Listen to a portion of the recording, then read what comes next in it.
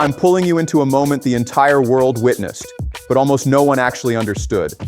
On April 7th, inside the United Nations Security Council, something unfolded that seemed ordinary at first glance. But beneath that surface, it exposed the hidden architecture of power shaping this entire conflict. China and Russia exercised their veto against a resolution tied to the Strait of Hormuz. And within minutes, Western headlines rushed to frame the story in a way we've all seen before. China stands with Iran. Russia and China shield a destabilizing force. They're endangering the global economy. But what if I told you that version of events isn't just incomplete, it's deeply misleading? Because there's one question nobody is stopping to ask, and I need you to sit with this before we go any further. China is the largest purchaser of Iranian oil on Earth. A massive share of that oil passes directly through the Strait of Hormuz. If that route is cut off, China becomes one of the biggest casualties worldwide. So why would China block a resolution that, at least on paper, is meant to reopen that exact lifeline?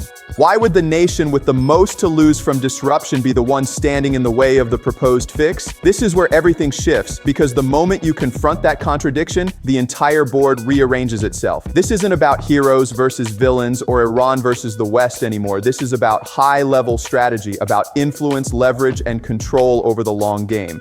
And once you truly see it, something unsettling clicks into place.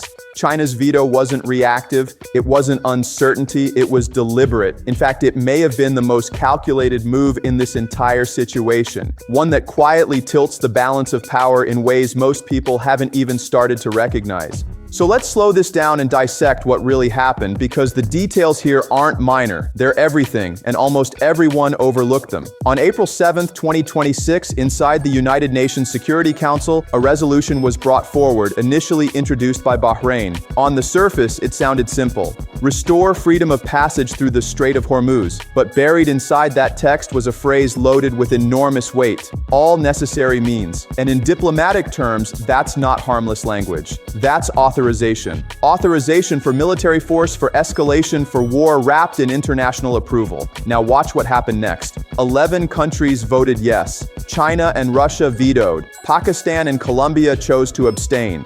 And instantly, the narrative hardened. China and Russia are defending Iran. Clean, simple, easy to digest, but dangerously shallow. Because what most people never saw was what happened before that final vote even took place. The original version of the resolution was far more aggressive. It essentially opened the door for any nation to use military force to force the strait back open. That's not diplomacy. That's escalation dressed up as legality. And several countries, including China, Russia, and even France, pushed back hard. They argued it crossed a line. So the resolution was rewritten. The explicit authorization for offensive force was removed. The tone softened. It became more neutral, more palatable. And still, China and Russia vetoed it. Then it was revised again. This time, even more authority was stripped away. References tying it directly to Security Council enforcement were taken out. By this stage, the resolution had been heavily diluted. It no longer resembled the original aggressive proposal, and yet China and Russia continued to reject it, not once, not twice, every single time. Now pay attention to how this was presented. The US ambassador claimed China and Russia had sided with a regime attempting to intimidate the Gulf. The UK ambassador insisted they chose to protect their ally.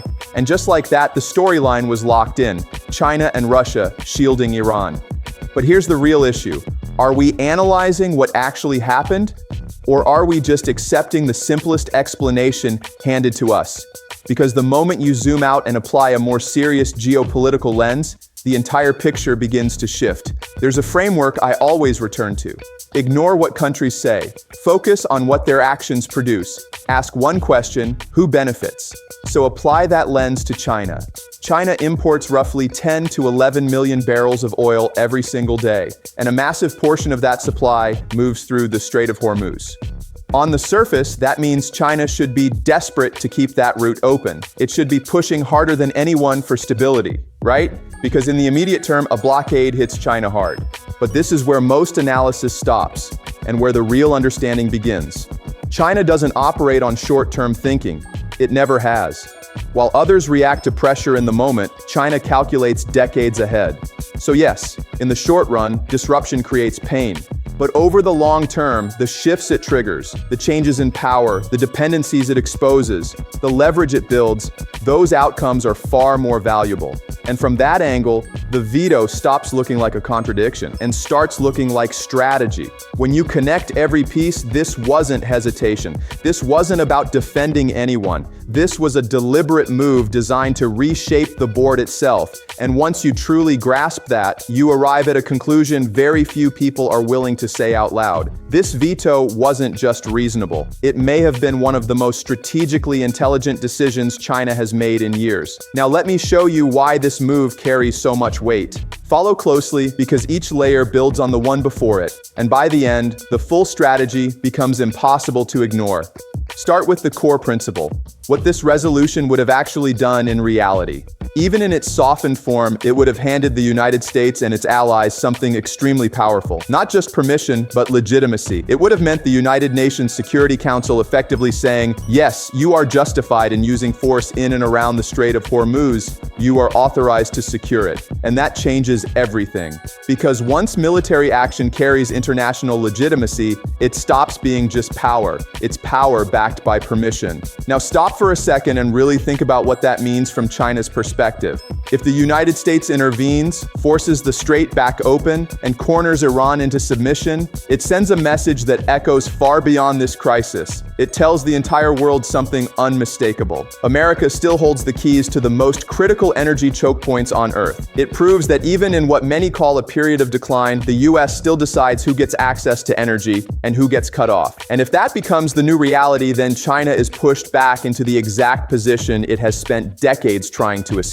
Dependent on sea lanes controlled by the US. Dependent on a system where, at any moment, its lifeline can be squeezed. In Chinese strategic doctrine, this fear has a name, the Malacca Dilemma, the idea that the US Navy could strangle China's economy simply by controlling maritime routes. Now extend that same vulnerability to the Strait of Hormuz. That's not just exposure, that's a strategic nightmare for Beijing. So from this angle, the first conclusion becomes unavoidable. If America wins this, China loses. And if China sees that clearly, then stopping the resolution isn't a choice, it's a necessity. But now we move into the second layer, and this is where things become far more intriguing. What if the strait doesn't reopen? What if the disruption continues? On the surface, yes, it hurts China. Energy costs spike, supply chains tighten, uncertainty spreads. But beneath that immediate strain, something far more significant is unfolding. Something China has been quietly building toward for years is suddenly being accelerated. Because when the Strait of Hormuz is disrupted, it doesn't just interrupt oil shipments, it shakes the entire financial system built around them. To understand this, you have to understand the petrodollar system. Since the 1970s, global oil trade has revolved around the US dollar, largely because of a strategic arrangement between the United States and Saudi Arabia. Oil is priced and sold in dollars, which forces every country on Earth to hold dollars to buy energy.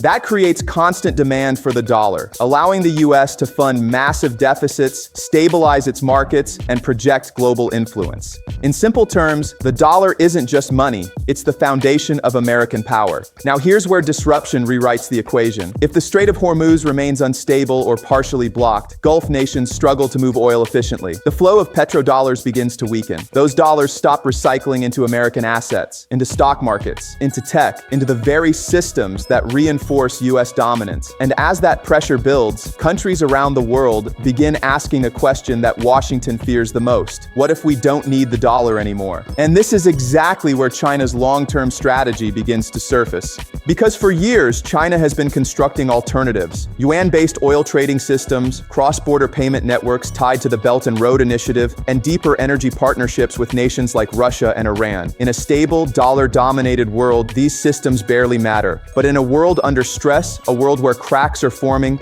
they suddenly become extremely appealing. So what looks like a crisis on the surface is actually an opening beneath. Every week, the Hormuz situation remains unresolved. Pressure on the dollar system intensifies. Every disruption nudges more countries toward experimentation, and every successful alternative slowly shifts influence away from Washington and toward Beijing. And this is the critical insight most people completely overlook. China is willing to endure short-term pain in exchange for long-term transformation. Because if this trajectory continues, it doesn't just weaken American dominance.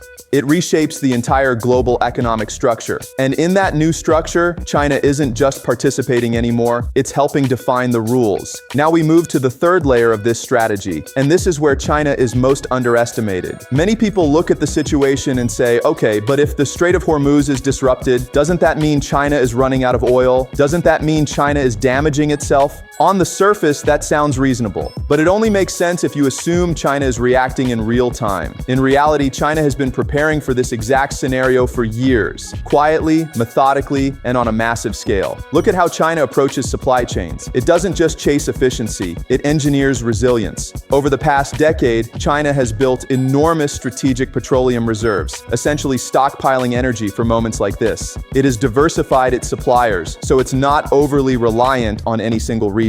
It has poured investment into infrastructure like the China-Pakistan Economic Corridor, giving it direct access to the Arabian Sea without fully depending on traditional choke points. At the same time, it has strengthened cooperation with Russia and Iran on overland energy routes like the International North-South Transport Corridor, reducing exposure to vulnerable maritime lanes. And perhaps most importantly, China has been aggressively expanding its domestic energy production, solar, wind, and nuclear on a scale the world has never witnessed. This isn't just about climate goals, it's about strategic independence. It's about making sure that when disruptions hit, China doesn't break under pressure. It adapts.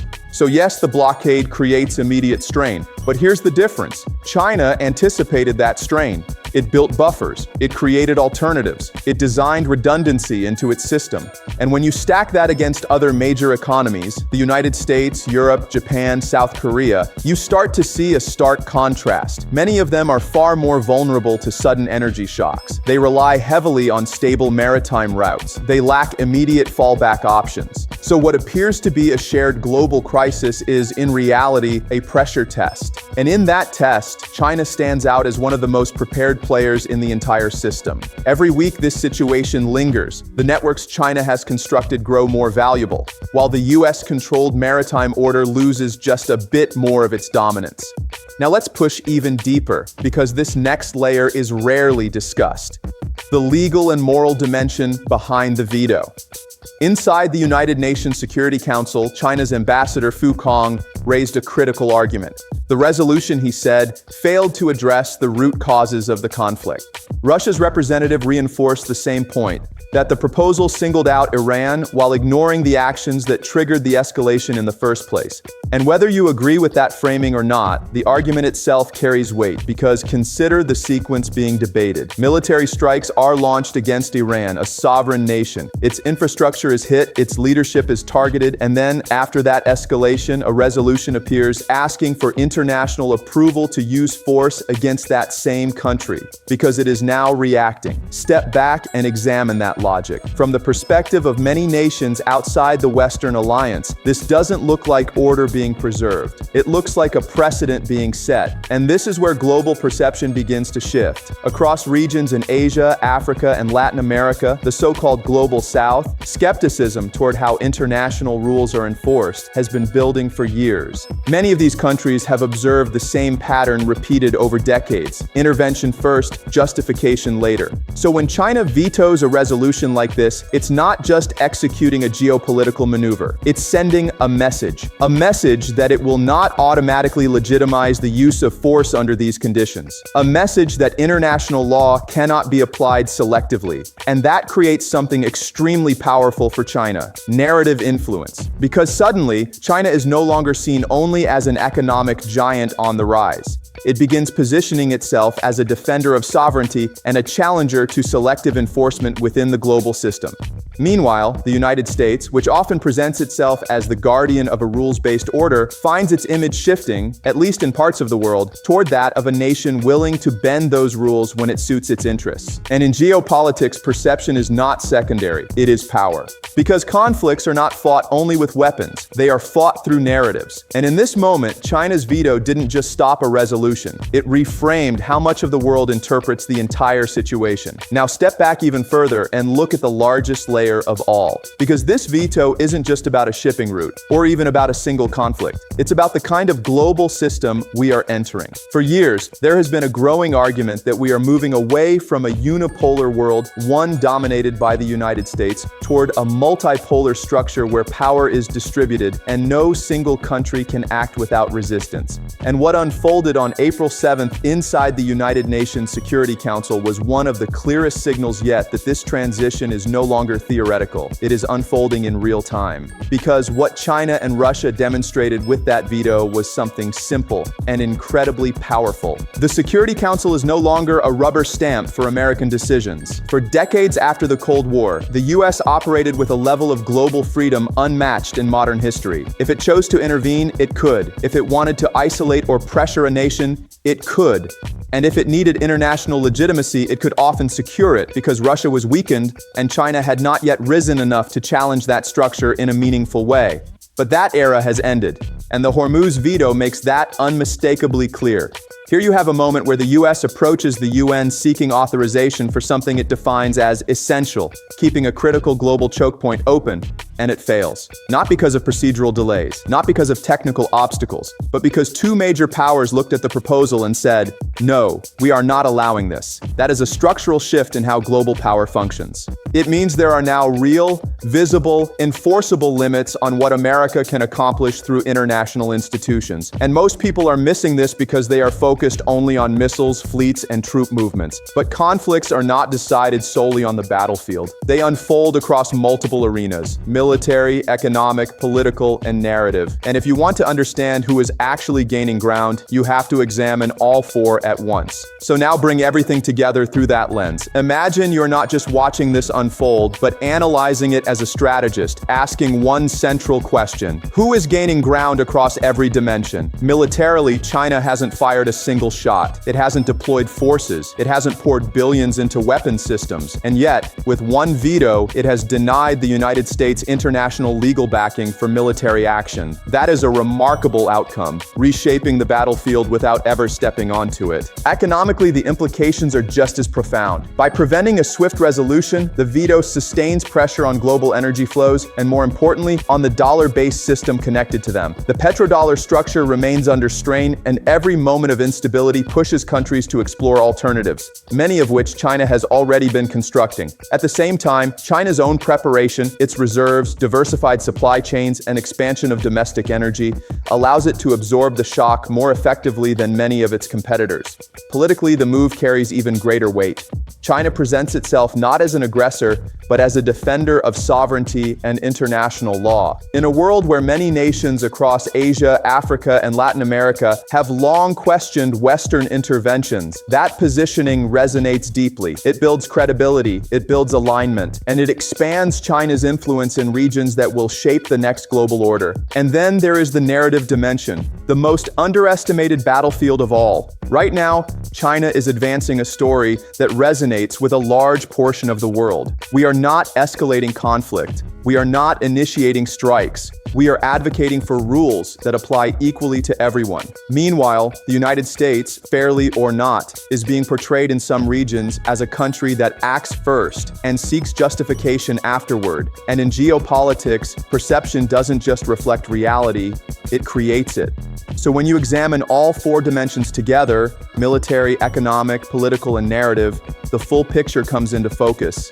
This wasn't just a veto, it was a layered strategic maneuver that advanced China's position across every front while requiring almost no direct confrontation. No war, no escalation, no massive spending, just timing, leverage, and precision. And that is exactly what makes it so powerful. Because in the world that is emerging, power is no longer defined solely by military strength. It is defined by the ability to shape outcomes without ever needing to use it. And in that single moment, with one decision, China demonstrated that it understands this game at a level very few others do. Now let's confront the biggest counter-argument, because this is where many people start to push back. They'll say, okay, maybe China's veto makes sense in the short term, but China is still taking damage from the disruption in oil flows. It can't operate like this indefinitely. Eventually, it will have no choice but to support reopening the Strait of Hormuz. And on the surface, that sounds sounds logical. It even feels like common sense. But the real issue here isn't whether China can sustain this situation forever. No one can. The real question, the only one that actually matters in strategy, is this: who runs out of time first? And the moment you look at the conflict through that lens, everything shifts. Because the United States is burning through time at a much faster rate than China. The US isn't just spending money, it's consuming military reserves, political credibility, and domestic patience. Interceptor systems aren't infinite. Public support has limits. Economic tolerance isn't endless. Every additional week of instability, every spike in oil prices, every surge of market anxiety adds pressure inside the American system. It hits consumers, it rattles investors, it strains the administration, it divides Congress, and it tests allies who are expected to carry part of the burden. Wars are never sustained by weapons alone. They survive on public approval and financial endurance. And both of those are far more fragile in the United States than many are willing to admit. Now shift your focus to Iran. Iran is not operating under the same assumptions as Washington. This is a state that has spent decades under sanctions, pressure, and confrontation. It has built its entire strategic mindset around endurance. It has prepared for prolonged standoffs like this long before they arrived. So while outside observers often assume Iran must be close to breaking, the reality is very different. Iran is far more accustomed to attrition than many Western governments are. It doesn't need a rapid victory. It simply needs to avoid a rapid defeat. And then there's China. China is not untouched by this crisis, but it is far better positioned than critics assume. It has reserves. It has diversified supply lines. It has overland corridors. It has expanding domestic energy capacity. And it operates under a political system capable of absorbing economic strain in ways liberal democracies often struggle with. So yes, China feels pressure, but it feels that pressure with safeguards already in place. It isn't reacting in panic, it's executing a plan. And this is where time itself becomes a weapon. Because if the United States is losing political cohesion, economic stability, and strategic patience faster than China is losing energy security, then the side benefiting from delay is not Washington, it's Beijing. And that is exactly what this veto achieved. It didn't resolve the crisis, it prolonged it, it stretched the timeline, it blocked a quick American diplomatic or military victory. And in doing so, it ensured that the costs, economic, political, and strategic, continue to accumulate disproportionately on the American side.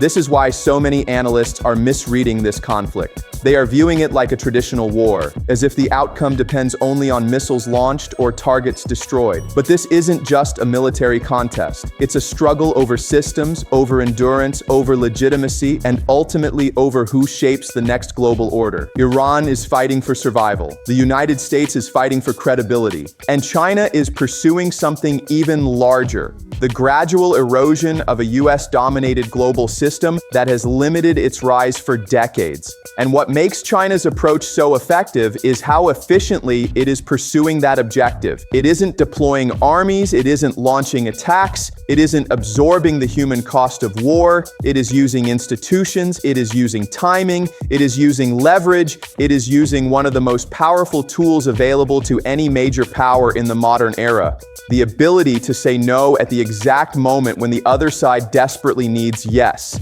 That's what a veto truly is. It's not just a procedural action. It's a strategic weapon in diplomatic form.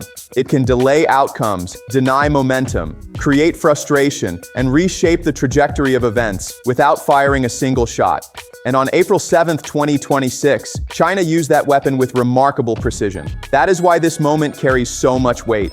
Because years from now, when historians look back at this conflict, they may not point to a bombing campaign or a naval operation as the turning point. They may point to the moment China looked at the United States, looked at the world, and with a single word, altered the direction of the entire conflict. So this is the lens I'm offering you. This isn't about predicting the future with certainty. It's about understanding structure, incentives, and power. It's about looking beneath the surface of headlines and asking what is really happening underneath. And most importantly, it's about giving you a framework, not to blindly accept this conclusion, but to think more clearly on your own. Because once you begin to see geopolitics through this lens, you stop reacting to narratives and you start recognizing strategy.